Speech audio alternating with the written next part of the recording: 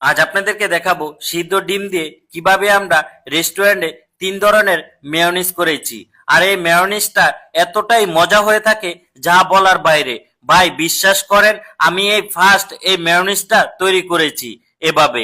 একবার আপনারা তৈরি করে খেয়ে দেখেন, খুবই খুবই মজা। আমার নিজের কাছেও খুবই ভালো লেগেছে এই মেয়োনিজটা। আমি কিভাবে এই মেয়োনিজটা করেছি আজ আপনাদের সাথে সবকিছু শেয়ার করার চেষ্টা করব। ফার্স্টে আমার এখানে 2টা মুরগির ডিম নিয়ে নিলাম, আর এগুলো একেবারে সিদ্ধ করে নিয়েছি ডিমগুলো। তারপরে এখানে 3 চামচের মতো এখানে গুঁড়া দুধ দিয়ে দিলাম। তারপরে এখানে অল্প একটু হোয়াইট পেপার দিয়ে দিলাম, হাফ টেবিল চামচের থেকেও কম দিয়েছি। তারপরে এখানে 1 টেবিল চামচের মতো চিনি দিয়ে দিলাম। স্বাদ অনুযায়ী একেবারে অল্প করে লবণ দিয়ে দিলাম। তারপরে এখানে 1 টেবিল চামচের মতো ভিনিগার দিয়ে দিলাম। তারপর এখানে অল্প একটু লেবুর রস দিয়ে দিলাম। আপনারা অনেক সময় ভিনিগার না দিলেও লেবুর রসটা একটু বাড়তিও দিতে পারেন, কোনো সমস্যা নেই।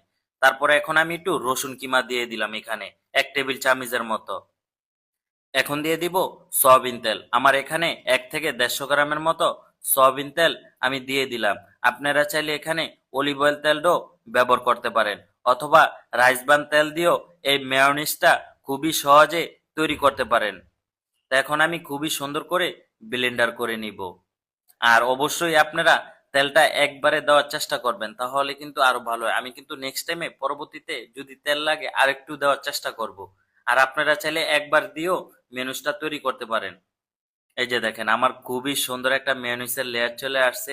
এখন কিন্তু আমি আরেকটু সয়াবিন তেল এখানে দেওয়ার চেষ্টা করব।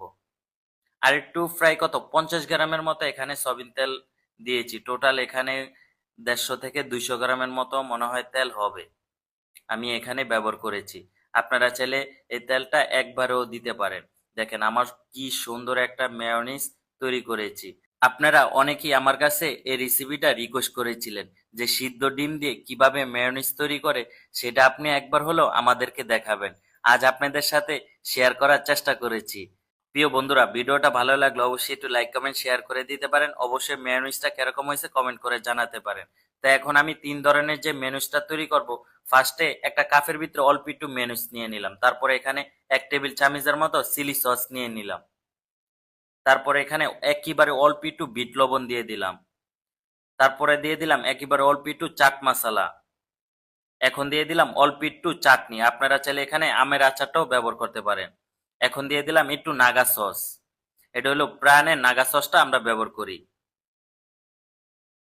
তারপরে এখানে অল্প একটু মধু দিয়ে দিলাম। আপনারা চাইলে এখানে ইউলু মাস্টার পেস্টও ব্যবহার